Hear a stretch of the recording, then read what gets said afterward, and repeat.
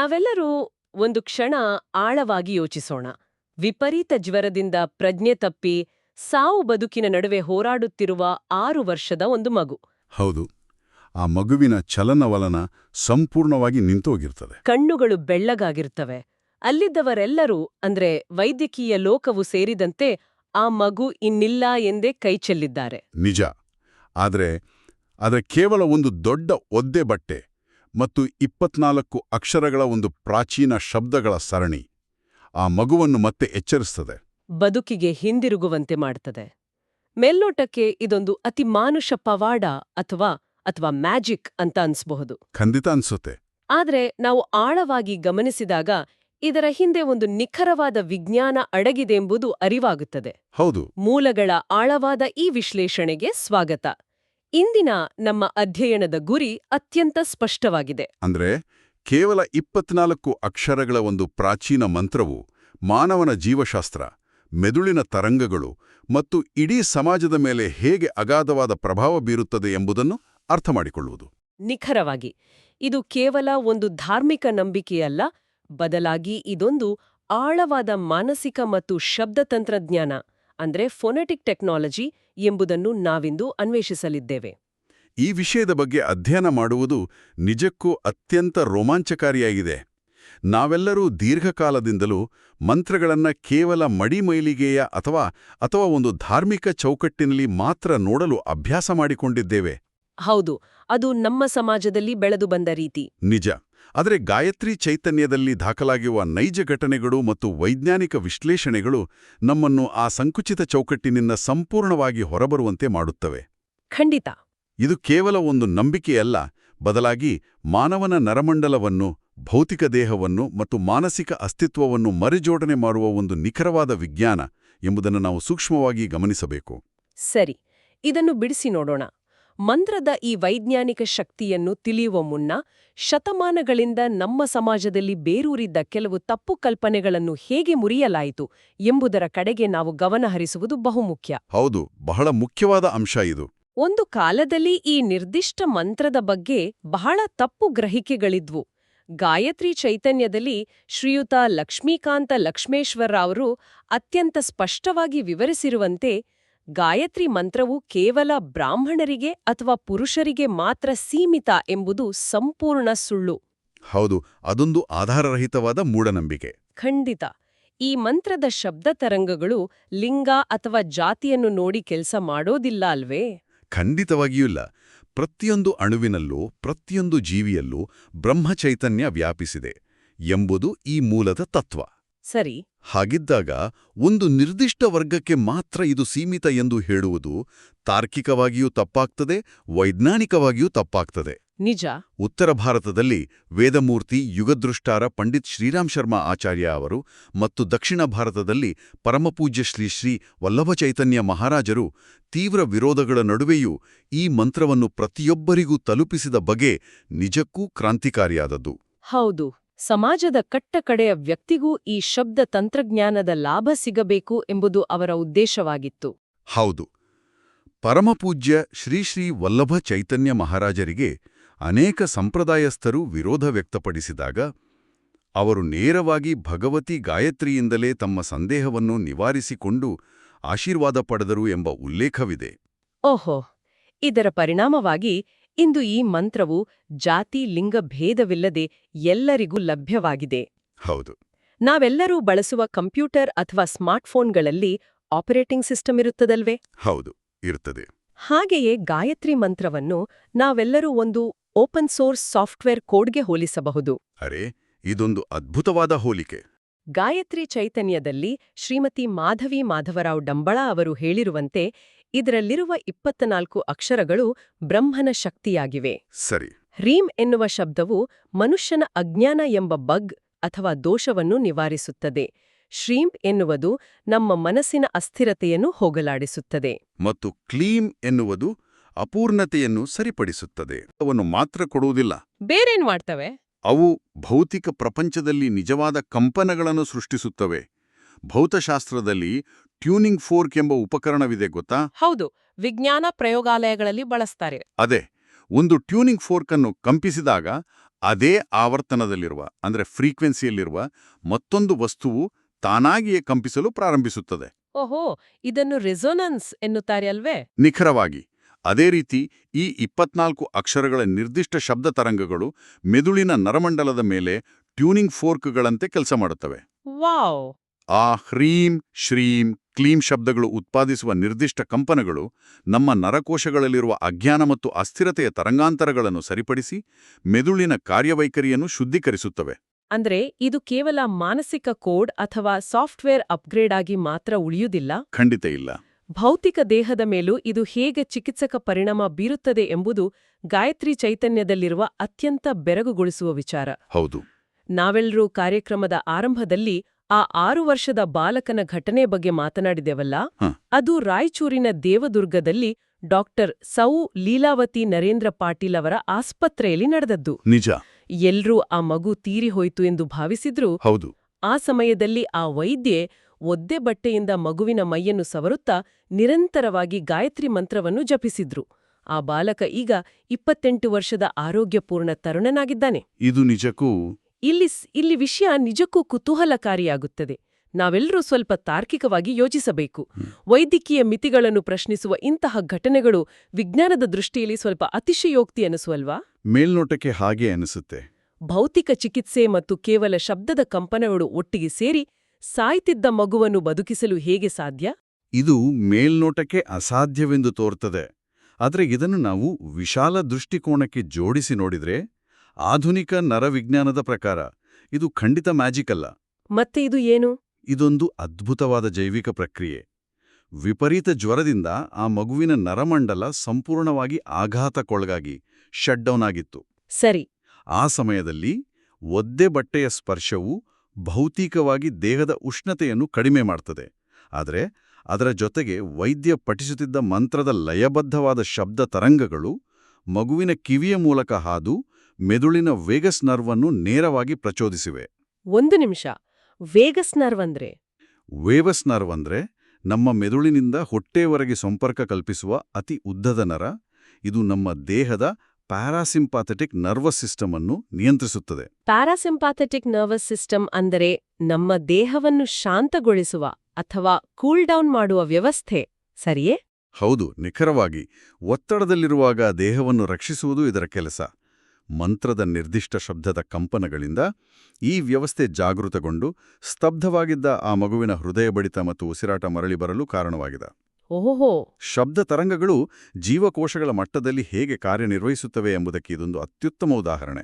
ಒಂದು ನಿಮಿಷ, ಕೇವಲ ಶಬ್ದ ತರಂಗಗಳಿಂದ ಉಸಿರಾಟ ಮರಳಿ ಬರುವುದನ್ನು ಒಪ್ಪಿಕೊಳ್ಳಬಹುದು. ಹೌದು. ಆದರೆ ಗಾಯತ್ರಿ ಚೈತನ್ಯದಲ್ಲಿ ಉಲ್ಲೇಖಿಸಿರುವ ಇನ್ನೊಂದು ಘಟನೆ ಇನ್ನಷ್ಟು ಅಚ್ಚರಿ ಮೂಡಿಸುತ್ತದೆ. ಯಾವುದದು? ಇದೇ ವೈದ್ಯ ಡಾಕ್ಟರ್ ಸೌ ಲೀಲಾವತಿ ನರೇಂದ್ರ ಪಾಟೀಲ್ ಅವರು ಗರ್ಭಿಣಿಯರಿಗೆ ವಿಪರೀತ ರಕ್ತಸ್ರಾವವಾದಾಗ ಮತ್ತು ರಕ್ತದೊತ್ತಡದಲ್ಲಿ ಏರುಪೇರಾದಾಗ ನಿರಂತರವಾಗಿ ಮಂತ್ರಪಠಣ ಮಾಡಿದ್ದಾರೆ. ಹೌದು, ಈ ಉಲ್ಲೇಖವಿದೆ. ಆಶ್ಚರ್ಯವೆಂದರೆ ಕೇವಲ ಮಂತ್ರಪಠಣದಿಂದಲೇ ಆ ರಕ್ತಸ್ರಾವ ನಿಂತು ರಕ್ತದೊತ್ತಡ ಸಹಜ ಸ್ಥಿತಿಗೆ ಬಂದಿದೆ. ಕೇವಲ ಶಬ್ದದಿಂದ ದೇಹದ ಒಳಗಿನ ರಕ್ತಸ್ರಾವ ನಿಲ್ಲಲು ಹೇಗೆ ಸಾಧ್ಯ? ಇದರ ಹಿಂದಿನ ವಿಜ್ಞಾನವನ್ನು ಅರ್ಥ ಮಾಡಿಕೊಳ್ಳುವುದು ಸ್ವಲ್ಪ ಕಷ್ಟವಾಗುತ್ತಿದೆ. ಖಂಡಿತ. ಇದು ನಿಜಕ್ಕೂ ಆಳವಾದ ವೈದ್ಯಕೀಯ ಪ್ರಕ್ರಿಯೆ. ನೋಡಿ, ಮನುಷ್ಯ ವಿಪರೀತ ಒತ್ತಡ ಅಥವಾ ಭಯದಲ್ಲಿದ್ದಾಗ ದೇಹದಲ್ಲಿ ಕಾರ್ಟಿಸಾಲ್ ಎಂಬ ಸ್ಟ್ರೆಸ್ ಹಾರ್ಮೋನ್ ಅತಿಯಾಗಿ ಬಿಡುಗಡೆಯಾಗುತ್ತದೆ. ಸರಿ. ಈ ಹಾರ್ಮೋನ್ ಹೆಚ್ಚಾದಾಗ ರಕ್ತದೊತ್ತಡ ತೀವ್ರವಾಗಿ ಏರುಪೇರಾಗುತ್ತದೆ. ಇದರಿಂದ ರಕ್ತಸ್ರಾವ ನಿಯಂತ್ರಣಕ್ಕೆ ಬರುವುದಿಲ್ಲ. ಓಹೋ, ಹಾಗಾಗಿ ರಕ್ತಸ್ರಾವ ಮುಂದುವರೆಯುತ್ತದೆ. ಹೌದು. ಇಲ್ಲಿ ಏನಾಗ್ತದೆ ಅಂದ್ರೆ, ವೈದ್ಯೆ ತಾವೇ ನಿರಂತರವಾಗಿ ಮಂತ್ರವನ್ನು ಪಠಿಸಿದಾಗ ಅವರಲ್ಲಿ ಒಂದು ಆಳವಾದ ಅಚಲವಾದ ಶಾಂತ ಸ್ಥಿತಿ ನಿರ್ಮಾಣವಾಗುತ್ತದೆ. ಅಂದ್ರೆ ವೈದ್ಯರ ಮಾನಸಿಕ ಸ್ಥಿತಿ ಬದಲಾಗುತ್ತೆ. ಖಂಡಿತ. ಆ ಶಾಂತ ಸ್ಥಿತಿ ಮತ್ತು ಮಂತ್ರದ ಲಯಬದ್ಧತೆಯು ಆತಂಕದಲ್ಲಿದ್ದ ರೋಗಿಗೂ ವರ್ಗಾವಣೆಯಾಗುತ್ತದೆ. ಅರೆ, ಮಂತ್ರದ ಲಯಬದ್ಧ ಶಬ್ದಗಳು ರೋಗಿಯ ಕಿವಿಗೆ ಬಿದ್ದ ತಕ್ಷಣ ಮೆದುಳು ಆ ಕಾರ್ಟಿಸಾಲ್ ಹಾರ್ಮೋನ್ ಉತ್ಪಾದನೆಯನ್ನು ತಕ್ಷಣವೇ ನಿಲ್ಲಿಸಿಬಿಡುತ್ತದೆ. ರಕ್ತದೊತ್ತಡ ನಿಯಂತ್ರಣಕ್ಕೆ ಬಂದ ತಕ್ಷಣ ದೇಹದ ನೈಸರ್ಗಿಕ ರಕ್ಷಣಾ ವ್ಯವಸ್ಥೆಯು ರಕ್ತ ಹೆಪ್ಪುಗಟ್ಟುವ ಪ್ರಕ್ರಿಯೆಯನ್ನು ಚುರುಕುಗೊಳಿಸಿ ರಕ್ತಸ್ರಾವವನ್ನು ನಿಲ್ಲಿಸುತ್ತದೆ. ಅಂದ್ರೆ ಶಬ್ದವು ನೇರವಾಗಿ ನಮ್ಮ ಹಾರ್ಮೋನ್ಗಳನ್ನು ನಿಯಂತ್ರಿಸುವ ರಿಮೋಟ್ ಕಂಟ್ರೋಲ್ ತರಹ ಕೆಲಸ ಮಾಡ್ತದೆ ಎನ್ನಬಹುದು. ನಿಖರವಾಗಿ. ಭೌತಿಕ ದೇಹದ ಮೇಲಿನ ಈ ಪ್ರಭಾವದ ಬಗ್ಗೆ ಮಾತನಾಡುವಾಗ ಗಾಯತ್ರಿ ಚೈತನ್ಯದಲ್ಲಿರುವ ಮತ್ತಷ್ಟು ನೈಜ ಉದಾಹರಣೆಗಳನ್ನು ನಾವು ಮರೆಯುವಂತಿಲ್ಲ. ಹೌದು, ಬಹಳಷ್ಟು ಉದಾಹರಣೆಗಳಿವೆ. ಸೌ ಜಯಲಕ್ಷ್ಮಿ, ಹರೀಶ್ ಶೆಟ್ಟಿ ಅವರು ತೀವ್ರ ಅನಾರೋಗ್ಯದಿಂದ ಬಳಲುತ್ತಿದ್ದಾಗ ಮಂತ್ರಜಪದಿಂದ ಅವರ ಅನಾರೋಗ್ಯ ಸಂಪೂರ್ಣ ನಿವಾರಣೆಯಾಗಿ ಶರೀರದಲ್ಲಿ ಪ್ರಾಣಶಕ್ತಿ ಮರಳಿ ಹರಿಯಲು ಪ್ರಾರಂಭಿಸಿತು ಎಂಬ ಉಲ್ಲೇಖವಿದೆ. ನಿಜ. ಹಾಗೆಯೇ ಬಾಲಿವುಡ್ ನಟ ಗೋವಿಂದ ಅವರು ತಮ್ಮ 14ನೇ ವಯಸ್ಸಿನಲ್ಲಿ ತೀವ್ರ ಅನಾರೋಗ್ಯಕ್ಕೀಡಾಗಿದ್ದಾಗ ದಿನಕ್ಕೆ 3 ಗಂಟೆಯಂತೆ ಒಟ್ಟು 24 ಲಕ್ಷ ಬಾರಿ ಗಾಯತ್ರಿ ಜಪ ಮಾಡಿ ಗುಣಮುಖರಾದರು. ಹೌದು, ಇದು ಈ ಶಬ್ದ ತಂತ್ರಜ್ಞಾನದ ಅಗಾಧವಾದ ಶಕ್ತಿಯನ್ನು ತೋರಿಸುತ್ತದೆ. ಆದರೆ ನಾವೆಲ್ಲರೂ ದೈಹಿಕ ಕಾಯಿಲೆಗಳಿಂದ ತುಸು ಆಚೆಗೆ ಬರೋಣ. ಆಧುನಿಕ ಜಗತ್ತಿನ ವಿಪರೀತ ಒತ್ತಡ ಮತ್ತು ಬೌದ್ಧಿಕ ಸವಾಲುಗಳನ್ನು ಎದುರಿಸಲು ಈ ಮಂತ್ರ ಹೇಗೆ ಸಾಧನವಾಗಿದೆ ಎಂಬುದರತ್ತ ನಾವು ಗಮನಹರಿಸಬೇಕು. ಖಂಡಿತ. ಇಂದಿನ ಆಧುನಿಕ ಜೀವನಶೈಲಿಯ ಅತಿದೊಡ್ಡ ಸವಾಲು ಎಂದರೆ ಭೌತಿಕ ಕಾಯಿಲೆಗಳಿಗಿಂತ ಹೆಚ್ಚಾಗಿ ಮಾನಸಿಕ ಒತ್ತಡ, ಆತಂಕ ಮತ್ತು ಡಿಪ್ರೆಷನ್. ನಿಜ. ಇಲ್ಲಿ ಮಾನಸಿಕ ಸಮತೋಲನವೇ ಅತ್ಯಂತ ಹೆಚ್ಚು ಪ್ರಾಮುಖ್ಯತೆ ಪಡೆಯುತ್ತದೆ. ಅದಕ್ಕೆ ತಕ್ಕಂತೆಯೇ ಗಾಯತ್ರಿ ಚೈತನ್ಯದಲ್ಲಿ ಒಂದು ಸುಂದರವಾದ ಉದಾಹರಣೆ ಇದೆ. ನಟಿ ಬಿಪಾಶಾ ಬಾಸು ಅವರಿಗೆ ವಿಮಾನಯಾನದ ತೀವ್ರ ಆತಂಕವಿತ್ತು. ಅಂದ್ರೆ ಫ್ಲೈಟ್ ಆತಂಕ. ಹೌದು, ಫ್ಲೈಟ್ನಲ್ಲಿ ಪ್ರಯಾಣಿಸುವಾಗ ವಿಪರೀತ ಭಯ. ಆ ಆತಂಕದಿಂದ ಮುಕ್ತರಾಗಲು ಅವರು ಸುಮಾರು 3000 ಬಾರಿ ಈ ಮಂತ್ರವನ್ನು ಜಪಿಸಿ ತಮ್ಮ ಭಯವನ್ನು ಸಂಪೂರ್ಣವಾಗಿ ನಿವಾರಿಸಿಕೊಂಡ್ರು. ಓಹೋ. ನಟಿ ಅಮೃತಾ ರಾವ್ ಅವರು ಹೇಳುವಂತೆ ಈ ಮಂತ್ರವು ಅವರ ಸುತ್ತ ಒಂದು ಅಗೋಚರ ರಕ್ಷಕ ಕವಚವನ್ನು ನಿರ್ಮಾಣ ಮಾಡ್ತದೆ. ಸರಿ. ನಟ ಅಕ್ಷಯ್ ಕುಮಾರ್ ಅವರಿಗೂ ಇದು ದೈನಂದಿನ ಶಕ್ತಿಯ ಮೂಲವಾಗಿದೆ. ಇದು ಕೇವಲ ಸಾಮಾನ್ಯ ಜನರ ಅನುಭವವಲ್ಲ, ಕ್ಯಾಮೆರಾ ಮುಂದೆ ಅತ್ಯಂತ ಒತ್ತಡದ ಜೀವನ ನಡೆಸುವವರ ನೈಜ ಅನುಭವ. ನಟಿ ಬಿಪಾಶಾ ಬಾಸು ಅವರ ವಿಮಾನದ ಆತಂಕದ ಉದಾಹರಣೆಯನ್ನು ನಾವು ನರವಿಜ್ಞಾನದ ಹಿನ್ನೆಲೆಯಲ್ಲಿ ವಿಶ್ಲೇಷಿಸೋಣ. ಖಂಡಿತ. ಅದು ಹೇಗೆ ಕೆಲಸ ಮಾಡ್ತದೆ? ನಮ್ಮ ಮೆದುಳಿನಲ್ಲಿ ಅಮಿಗ್ಡಾಲ ಎಂಬ ಒಂದು ಚಿಕ್ಕ ಭಾಗವಿದೆ. ಅಮಿಗ್ಡಾಲ ಅಂದ್ರೆ ನಮ್ಮ ಮೆದುಳಿನ ಅಲಾರಂ ಸಿಸ್ಟಮ್ ಇದ್ದ ಹಾಗೆ. ಓಹೋ, ಡೇಂಜರ್ ಸಿಗ್ನಲ್ ಕೊಡುವ ಸಿಸ್ಟಮ್. ಹೌದು. ನಮಗೆ ಭಯವಾದಾಗ, ವಿಮಾನ ಟೇಕ್ ಆಫ್ ಆಗುವಾಗ ಅಪಾಯದ ಸೂಚನೆ ನೀಡಿ ಸೈರನ್ ಬಾರಿಸುವುದು, ಪ್ಯಾನಿಕ್ ಅಟ್ಯಾಕ್ ಶುರು ಮಾಡುವುದು ಇದೇ ಅಮಿಗ್ಡಾಲ. ಸರಿ. ಮಂತ್ರವನ್ನು ನಿರಂತರವಾಗಿ ಜಪಿಸಿದಾಗ ಆ ಶಬ್ದಗಳ ಲಯಬದ್ಧತೆಯು ಅಮಿಗ್ಡಾಲವನ್ನು ನಿಧಾನವಾಗಿ ಶಾಂತಗೊಳಿಸುತ್ತದೆ. ಆ ಅಲಾರಮನ್ನು ಆಫ್ ಮಾಡ್ತದೆ. ಮೆದುಳು ಸುರಕ್ಷಿತ ಭಾವನೆಗೆ ಮರಳುತ್ತದೆ. ಇದು ಅತ್ಯಂತ ಸ್ಪಷ್ಟವಾದ ವಿವರಣೆ. ಆದ್ರೆ ಇದೇ ಸಂದರ್ಭದಲ್ಲಿ ಅಕ್ಷಯ್ ವಿಜಯ್ ಪಾಟೀಲ್ ಅವರು ಒಂದು ಅತ್ಯಂತ ಸೂಕ್ಷ್ಮವಾದ ನಿಯಮವನ್ನು ನಮ್ಮ ಮುಂದಿಡುತ್ತಾರೆ. ಯಾವ ನಿಯಮ? ನಾವು ಫಲಾಪೇಕ್ಷೆ ಇಲ್ಲದೆ, ಅಂದ್ರೆ ಯಾವುದೇ ಸ್ವಾರ್ಥವಿಲ್ಲದೆ ಯಾರಿಗೋಸ್ಕರ ಜಪಿಸುತ್ತೇವೆ ಎಂಬುದು ಬಹಳ ಮುಖ್ಯ. ಹೌದು. ನನಗದು ಬೇಕು, ಇದು ಬೇಕು ಎಂಬ ಆಶಾಪೂರ್ತಿಗಾಗಿ ಜಪ ಮಾಡಬಾರದು ಎಂದು ಅವರು ಹೇಳುತ್ತಾರೆ. ಇದು ಯಾಕಿಷ್ಟು ಮುಖ್ಯ? ಏಕೆಂದರೆ ಯಾವುದೇ ಆಸೆ ಅಥವಾ ಸ್ವಾರ್ಥದಿಂದ ಜಪ ಮಾಡಿದಾಗ ನಮ್ಮ ಮೆದುಳಿನಲ್ಲಿ ಕಾಗ್ನಿಟಿವ್ ಲೋಡ್ ಅಥವಾ ಬೌದ್ಧಿಕ ಹೊರೆ ಹೆಚ್ಚಾಗುತ್ತದೆ. ಅಂದರೆ ಮೆದುಳು ಆ ಆಸೆಯ ಬಗ್ಗೆಯೇ ಯೋಚಿಸುತ್ತಿರುತ್ತದೆ. ನಿಖರವಾಗಿ ಮೆದುಳು ಆ ಆಸೆಯ ಕಡೆಗೇ ಗಮನ ಹರಿಸುತ್ತಿರುತ್ತದೆ.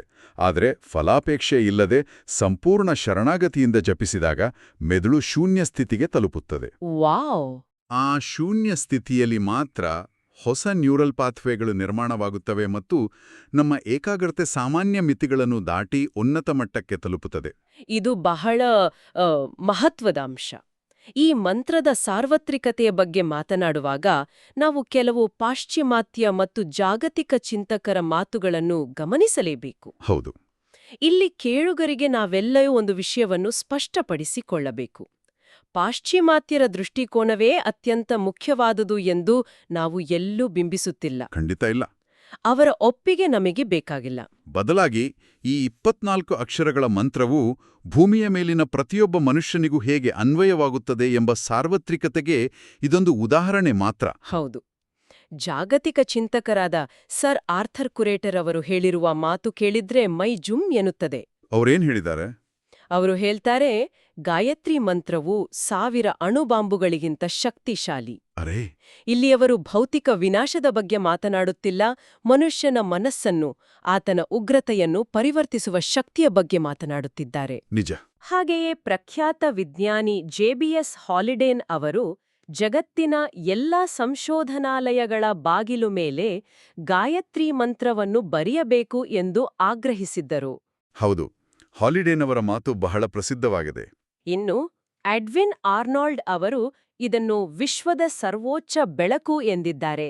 ಮ್ಯಾಕ್ಸ್ ಮುಲ್ಲರ್ ಅವರು ಸಹ ಪ್ರತಿಯೊಂದು ಮನೆಯ ಬಾಗಿಲ ಮೇಲೂ ಈ ಮಂತ್ರವನ್ನು ಕೆತ್ತಿಸಬೇಕು ಎಂದು ಉಲ್ಲೇಖಿಸಿದ್ದಾರೆ.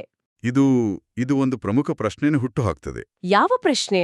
ಜಗತ್ತಿನ ಶ್ರೇಷ್ಠ ವಿಜ್ಞಾನಿಗಳು ಮತ್ತು ಚಿಂತಕರು, ಭೌತಶಾಸ್ತ್ರವನ್ನು ಅರೆದು ಕುಡಿದವರು ಈ 24 ಅಕ್ಷರಗಳ ಬಗ್ಗೆ ಏಕೆ ಇಷ್ಟು ಆಳವಾಗಿ ಮಾತನಾಡುತ್ತಾರೆ? ಹೌದು, ಯಾಕೆ? ವಿಜ್ಞಾನಿ ಹಾಲಿಡೇನವರ ಮಾತನ್ನೇ ನಾವು ವಿಶ್ಲೇಷಿಸಿದ್ರೆ, ಒಂದು ಲ್ಯಾಬೊರೇಟರಿಯಲ್ಲಿ ಅಥವಾ ಸಂಶೋಧನಾಲಯದಲ್ಲಿ ಕೇವಲ ಡೇಟಾ ಅಥವಾ ದತ್ತಾಂಶ ಇದ್ರೆ ಸಾಲದು. ಸರಿ. ಅಲ್ಲಿ ಹೊಸದನ್ನು ಕಂಡುಹಿಡಿಯಲು ಅತ್ಯಂತ ಶುದ್ಧವಾದ ಅಂತರ್ದೃಷ್ಟಿ ಅಂದ್ರೆ ಇಂಟ್ಯೂಷನ್ ಬೇಕಾಗ್ತದೆ. ಓಹೋ. ಮನುಷ್ಯನ ತರ್ಕ ನಿಂತಲ್ಲಿಂದ ಈ ಅಂತರ್ದೃಷ್ಟಿ ಶುರುವಾಗುತ್ತದೆ. ಸ್ವಾರ್ಥವಿಲ್ಲದ ಜಪವು ಮಿದುಳನ್ನು ಆ ಅಂತರ್ದೃಷ್ಟಿಯ ಅಲೆಗಳಿಗೆ ಜಾಗತಿಕ ಪ್ರಜ್ಞೆಯೊಂದಿಗೆ ಬೆಸೆಯುವಂತೆ ಮಾಡುತ್ತದೆ. ಅಂದ್ರೆ ಒಂದು ಕನೆಕ್ಷನ್ ಏರ್ಪಡ್ತದೆ. ಹೌದು, ಅದಕ್ಕಾಗಿಯೇ ವಿಜ್ಞಾನಿಗಳು ಇದರ ಮಹತ್ವವನ್ನು ಗುರುತಿಸಿದ್ದರು. ವೈಯಕ್ತಿಕ ಒತ್ತಡ ಮತ್ತು ಬೌದ್ಧಿಕ ವಿಕಾಸದಿಂದ ಈಗ ನಾವು ಸ್ವಲ್ಪ ಹೊರಬರೋಣ. ಸರಿ. ಇಡೀ ಸಮಾಜ ಮತ್ತು ವ್ಯವಸ್ಥೆಯ ಮೇಲೆ ಈ ಮಂತ್ರವು ಬೀರುವ ಸಾಮೂಹಿಕ ಪ್ರಭಾವದ ಕಡೆಗೆ ನಾವೀಗ ಚಲಿಸಬೇಕಿದೆ. ಹೌದು, ಇದು ಬಹಳ ಮುಖ್ಯ. ಗಾಯತ್ರಿ ಚೈತನ್ಯದಲ್ಲಿ ಶ್ರೀಯುತ ಲಕ್ಷ್ಮೀಕಾಂತ ಲಕ್ಷ್ಮೀಶ್ವರ ಅವರು ಅತ್ಯಂತ ಸ್ಪಷ್ಟವಾಗಿ ವಿವರಿಸಿರುವಂತೆ, ಇದು ಕೇವಲ ಒಬ್ಬ ವ್ಯಕ್ತಿ ತನ್ನ ಉದ್ಧಾರಕ್ಕಾಗಿ ಮಾಡಿಕೊಳ್ಳುವ ವೈಯಕ್ತಿಕ ಪ್ರಾರ್ಥನೆಯಲ್ಲ. ಮತ್ತಿದು ಏನು? ಇದು ಪ್ರಜಾಪ್ರಭುತ್ವದ ಯಶಸ್ಸಿಗೆ, ಮತದಾರನಿಗೆ ಮತ್ತು ಆಳುವನಿಗೆ ಸದ್ಬುದ್ಧಿ ನೀಡುವಂತೆ ಕೇಳಿಕೊಳ್ಳುವ ಅತಿ ದೊಡ್ಡ ಸಾಮೂಹಿಕ ಪ್ರಾರ್ಥನೆ. ಅರೆ, ಹೌದು. ಬುದ್ಧಿ ಎಂಬ ದೀಪಕ್ಕೆ ಮಂಕು ಕವಿದಾಗ ಅದನ್ನು ಪ್ರಚೋದಿಸು ಎಂದು ಸವಿತೃವನ್ನು ಪ್ರಾರ್ಥಿಸಲಾಗುತ್ತದೆ. ಪ್ರಜಾಪ್ರಭುತ್ವದ ಮೂಲ ತತ್ವವೇ ಅದು. ಹೌದು. ಪ್ರಜೆಗೆ ತಾನೇ ಪ್ರಭುವಾಗುವ ಆಡಳಿತಗಾರನನ್ನು ಆಯ್ಕೆ ಮಾಡುವ ಅವಕಾಶವಿದೆ. ಆದರೆ ಮತ ಚಲಾಯಿಸುವವನಿಗೆ ವಿವೇಚನೆ ಇಲ್ಲದಿದ್ದರೆ ಮತ್ತು ಆಳುವ ನಾಯಕನಿಗೆ ಯೋಗ್ಯವಾದ ಸದ್ಬುದ್ಧಿ ಇಲ್ಲದಿದ್ದರೆ ಆ ವ್ಯವಸ್ಥೆ ಸಂಪೂರ್ಣವಾಗಿ ಕುಸಿದು ಬೀಳುತ್ತದೆ. ಖಂಡಿತ. ನಾವು ಎಷ್ಟೇ ಕಟ್ಟುನಿಟ್ಟಿನಾದ ಕಾಯ್ದೆ ಕಾನೂನುಗಳನ್ನು ತಂದ್ರೂ, ಭ್ರಷ್ಟಾಚಾರ ನಿಗ್ರಹ ದಳಗಳನ್ನು ಕಟ್ಟಿದ್ರೂ, ಸಮಾಜ ಬದಲಾಗಬೇಕಾದ್ರೆ ಮೊದಲು ವ್ಯಕ್ತಿಯ ಮಾನಸಿಕ ಸ್ಥಿತಿ, ಆತನ ಕಾಗ್ನಿಟಿವ್ ಸ್ಟೇಟ್ ಬದಲಾಗಬೇಕು. ನಿಜ. ಮನುಷ್ಯನ ಒಳಗಿನ ಸದ್ಬುದ್ಧಿ ಜಾಗೃತವಾಗ್ತಿದ್ರೆ ವ್ಯವಸ್ಥೆ ಎಂದಿಗೂ ಸುಧಾರಿಸುವುದಿಲ್ಲ. ಈ ಮಂತ್ರವು ಆ ಸಾಮೂಹಿಕ ಸದ್ಬುದ್ಧಿಯನ್ನು ಎಚ್ಚರಿಸುವ ಕೆಲಸ ಮಾಡ್ತದೆ. ಇದೇ ಸಾಮೂಹಿಕ ಪ್ರಜ್ಞೆ ಮತ್ತು ಆಧ್ಯಾತ್ಮಿಕ ಉನ್ನತಿಯ ಮಾರ್ಗದಲ್ಲಿ ನಡೆದವರ ನೈಜ ಅನುಭವಗಳು ಗಾಯತ್ರಿ ಚೈತನ್ಯದಲ್ಲಿ ಬಹಳ ರೋಚಕವಾಗಿ ದಾಖಲಾಗಿವೆ. ಹೌದು, ಹಲವರ ಉದಾಹರಣೆಗಳಿವೆ. ಶ್ರೀಯುತ ಜನಾರ್ದನ ಅವರು ತಮ್ಮ 12 ವರ್ಷಗಳ ನಿರಂತರ ಗಾಯತ್ರಿ ಉಪಾಸನೆಯಿಂದ ಕೇವಲ ಭೌತಿಕ ಆರೋಗ್ಯ, ಧನ ಅಥವಾ ವಿದ್ಯೆಯನ್ನಷ್ಟೇ ಪಡೆಯಲಿಲ್ಲ. ಸರಿ. ಬದಲಾಗಿ ಆತ್ಮಜ್ಞಾನ, ಆತ್ಮದರ್ಶನದಂತಹ ಅತ್ಯುನ್ನತ ಆಧ್ಯಾತ್ಮಿಕ ಸಂಪನ್ನತೆಯನ್ನು ಪಡೆದುಕೊಂಡ್ರು. ನಿರಂತರವಾದ ಅಭ್ಯಾಸ ಮನುಷ್ಯನನ್ನು ಆ ಮಟ್ಟಕ್ಕೆ ತೆಗೆದುಕೊಂಡು ಹೋಗ್ತದೆ. ಹೌದು. ನರಮಂಡಲವು ಆ ನಿರ್ದಿಷ್ಟ ಶಬ್ದ ತರಂಗಗಳಿಗೆ ಒಗ್ಗಿಕೊಂಡಾಗ ಭೌತಿಕ ಆಸೆಗಳು ತಾನಾಗಿಯೇ ಕಡಿಮೆಯಾಗುತ್ತಾ ಬಂದು ಅರಿವಿನ ವಿಸ್ತಾರ ಹೆಚ್ಚಾಗುತ್ತದೆ. ಇದಕ್ಕೆ ಪೂರಕವಾದ ಇನ್ನೊಂದು ಉದಾಹರಣೆಯೆಂದರೆ ಶ್ರೀಯುತ ರವೀಂದ್ರ ದೇಶಪಾಂಡೆ ಅವರ ಅನುಭವ. ಅವರು ಏನು ಅನುಭವಿಸಿದರು? ಅವರು 2009ರಲ್ಲಿ ಹರಿದ್ವಾರದ ಶಾಂತಿಕುಂಜದಲ್ಲಿ ಕಳೆದ 96 ವರ್ಷಗಳಿಂದ ನಿರಂತರವಾಗಿ ಪ್ರಜ್ವಲಿಸುತ್ತಿರುವ ಅಖಂಡ ಜ್ಯೋತಿಯ ದರ್ಶನ ಪಡೆದರು. ಓಹೋ. ಆ ಜ್ಯೋತಿಯ ದರ್ಶನ ಪಡೆದ ನಂತರ ಅವರ ಮನಸ್ಸಿನಲ್ಲಿದ್ದ ಅಂತಸ್ತು, ಬಂಗಾರ, ಭೂಮಿಯ ಮೇಲಿದ್ದ ಭೌತಿಕ ವ್ಯಾಮೋಹ ಸಂಪೂರ್ಣವಾಗಿ ನಾಶವಾಯಿತು. ನಿಜಕ್ಕೂ ಆಶ್ಚರ್ಯ. ಇನ್ನು ಸೌರಾಧ ಆದಿಶೇಷ್ ಅವರ ಅನುಭವವಂತೂ ವಿಜ್ಞಾನಕ್ಕೂ ನಿಲುಕದ ವಿಸ್ಮಯವಾಗಿದೆ. ಹೌದು. ಅವರಿಗೆ ಅರಿವಿಲ್ಲದೆಯೇ ಅವರ ಕುಂಡಲಿನಿ ಜಾಗೃತಿಯಾಯಿತು ಮತ್ತು ಭವಿಷ್ಯದ ಘಟನೆಗಳ ಮುನ್ಸೂಚನೆ ಅವರಿಗೆ ಮೊದಲೇ ಗೋಚರಿಸಲು ಪ್ರಾರಂಭವಾಯಿತು. ಅರೆ. ಧ್ಯಾನದಲ್ಲಿ ಗಾಯತ್ರಿಯು 3 ಸ್ವರೂಪಗಳಲ್ಲಿ ದರ್ಶನ ನೀಡಿದ್ದಾಳೆ ಎಂದು ಅವರು ದಾಖಲಿಸಿದ್ದಾರೆ. ಇದರ ಜೊತೆಗೆ ಅನಿತಾ ಅರವಿಂದ ಸರಾಫ್ ಅವರು ಅನುಭವಿಸಿದ ಆಳವಾದ ಆಂತರಿಕ ಶಕ್ತಿಯ ಉಲ್ಲೇಖವೂ ಇಲ್ಲಿದೆ. ಸರಿ. ಗಾಯತ್ರಿ ಮಂಜರಿಯ 29ನೇ ಶ್ಲೋಕದಲ್ಲಿ ಹೇಳಿರುವಂತೆ, ಇದು ಅಭೀಷ್ಟ ವರವನ್ನು ಕರುಣಿಸುವ ಭೂಲೋಕದ ಕಾಮಧೇನು. ಹೌದು. ಹಾಗಾದ್ರೆ ಇದರ ಒಟ್ಟಾರೆ ಅರ್ಥವೇನು? ಕೇವಲ ಒಬ್ಬ ವ್ಯಕ್ತಿಯ ಆಂತರಿಕ ಶಕ್ತಿಯಿಂದ ಶುರುವಾಗಿ ಪ್ರಜಾಪ್ರಭುತ್ವದಂತಹ ಅತಿ ದೊಡ್ಡ ವ್ಯವಸ್ಥೆಯವರೆಗೆ ಈ ಒಂದು ಮಂತ್ರವು ಹೇಗೆ ಬೇರೂರಿದೆ ಎಂಬುದನ್ನು ನಾವೆಲ್ಲರೂ ಅರ್ಥ ಮಾಡಿಕೊಳ್ಳಬೇಕಿದೆ. ಇದರ ಒಟ್ಟಾರೆ ಅರ್ಥವೇನೆಂದರೆ, ಈ 24 ಅಕ್ಷರಗಳು ಕೇವಲ ಶಬ್ದಗಳ ಗುಂಪಲ್ಲ. ಇದೊಂದು ಸಮಗ್ರವಾದ ಜೀವನ ತಂತ್ರಜ್ಞಾನ. ನೀವು ಕುಂಡಲಿನಿ ಶಕ್ತಿಯ ಬಗ್ಗೆ ಪ್ರಸ್ತಾಪಿಸಿದಿರಿ. ಹೌದು. ಕುಂಡಲಿನಿ ಎಂದರೆ ಬೇರೇನೂ ಅಲ್ಲ. ಇದು ಮಾನವನ ನರಮಂಡಲದ ಅತ್ಯಂತ ಆಳವಾದ, ಇನ್ನೂ ಬಳಕೆಯಾಗದ ಸುಪ್ತ ಸಾಮರ್ಥ್ಯ. ಓಹೋ. ಅದು ಜಾಗೃತವಾದಾಗ ನಮ್ಮ ಮೆದುಳಿನ ಗ್ರಹಣ ಶಕ್ತಿ ಅನಂತವಾಗುತ್ತದೆ. ಭೌತಿಕ ವ್ಯಾಮೋಹಗಳು ತಾನಾಗಿಯೇ ಉದುರಿ ಹೋಗುತ್ತವೆ.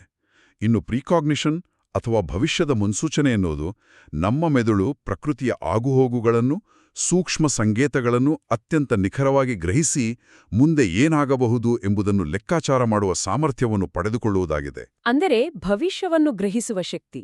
ಹೌದು. ವೈಯಕ್ತಿಕ ಮಟ್ಟದಲ್ಲಿ ಮನುಷ್ಯನ ಈ ಸುಪ್ತ ಶಕ್ತಿ ಜಾಗೃತಿಯಾದರೆ, ಸಾಮಾಜಿಕ ಮಟ್ಟದಲ್ಲಿ ಅದೇ ಶಕ್ತಿಯು ಪ್ರಜಾಪ್ರಭುತ್ವದ ಸದ್ಬುದ್ಧಿಯಾಗಿ ಶಾಂತಿಯುತ ಸಮಾಜವಾಗಿ ಪ್ರಕಟವಾಗುತ್ತದೆ. ಖಂಡಿತ. ಗಾಯತ್ರಿ ಚೈತನ್ಯದಲ್ಲಿನ ಈ ಎಲ್ಲ ಆಳವಾದ ಮಾಹಿತಿ ಮತ್ತು ನೈಜ ಘಟನೆಗಳ ಆಧಾರದ ಮೇಲೆ ನಾವು ಸ್ಪಷ್ಟವಾಗಿ ಹೇಳಬಹುದಾದ ಸಾರಾಂಶವೆಂದರೆ, ಗಾಯತ್ರಿ ಮಂತ್ರವು ಕೇವಲ ಒಂದು ನಿರ್ದಿಷ್ಟ ಧರ್ಮಕ್ಕೆ ಅಥವಾ ವರ್ಗಕ್ಕೆ ಸೇರಿದ ಪಠಣವಲ್ಲ. ಖಂಡಿತ ಅಲ್ಲ. ಬದಲಾಗಿ ಇದು ಜಾತಿ, ಲಿಂಗ ಭೇದವಿಲ್ಲದ ಮನುಷ್ಯನ ನರಮಂಡಲವನ್ನು ಪ್ರಭಾವಿಸುವ ಮತ್ತು ಸಂಪೂರ್ಣ ಸಮಾಜದ ಬುದ್ಧಿಯನ್ನು ತಿದ್ದುವ ಒಂದು ಅತ್ಯಂತ ಪ್ರಬಲವಾದ ಸಾಧನ. ನಿಜ. ಈ ಪ್ರಬಲವಾದ ಮೂಲವು ಭೌತಿಕ ಕಾಯಿಲೆಗಳಿಂದ ಹಿಡಿದು ಆಧ್ಯಾತ್ಮಿಕ ಜಾಗೃತಿಯವರೆಗೆ ಪ್ರತಿಯೊಂದು ಹಂತದಲ್ಲೂ ತನ್ನ ಪ್ರಭಾವವನ್ನು ಪ್ರಶ್ನಾತೀತವಾಗಿ ನಿರೂಪಿಸಿದೆ. ಹೌದು. ಮನುಷ್ಯನ ಮೆದುಳು, ಆತನ ಭೌತಿಕ ದೇಹ ಮತ್ತು ಇಡೀ ಸಮಾಜ, ಈ ಮೂರನ್ನೂ ಒಂದೇ ಸರಪಳಿಯಲ್ಲಿ ಬೆಸೆಯುವ ಅಗಾಧವಾದ ಶಕ್ತಿ ಈ 24 ಅಕ್ಷರಗಳಲ್ಲಿದೆ ಎಂಬುದನ್ನು ನಾವು ಇಂದು ವಿಶ್ಲೇಷಿಸಿದ್ದೇವೆ. ಖಂಡಿತ. ಸಮಾಜದಲ್ಲಿ ರಾಜಕೀಯವಾಗಿ, ಸಾಮಾಜಿಕವಾಗಿ ಯಾವುದೇ ವ್ಯವಸ್ಥೆ ಇರಲಿ, ಆಡಳಿತಗಾರ ಮತ್ತು ಪ್ರಜೆ ಇಬ್ಬರ ಮಾನಸಿಕ ಸ್ಥಿತಿ ಅಂದ್ರೆ ಕಾಗ್ನಿಟಿವ್ ಸ್ಟೇಟ್ ಶುದ್ಧವಾಗಿದ್ದರೆ ಮಾತ್ರ ಸಮೃದ್ಧಿ ಸಾಧ್ಯ ಎಂಬುದು ಸಾರ್ವಕಾಲಿಕ ಸತ್ಯ. ನಾವೆಲ್ಲರೂ ಈ ಅಧ್ಯಯನದ ಕೊನೆಯಲ್ಲಿ ಕೇಳುಗರಿಗೆ ತಮ್ಮಷ್ಟಕ್ಕೆ ತಾವೇ ಆಳವಾಗಿ ಯೋಚಿಸಲು ಒಂದು ಅಂತಿಮ ವಿಚಾರವನ್ನು ಬಿಟ್ಟು ಹೋಗೋಣ. ಹೌದು.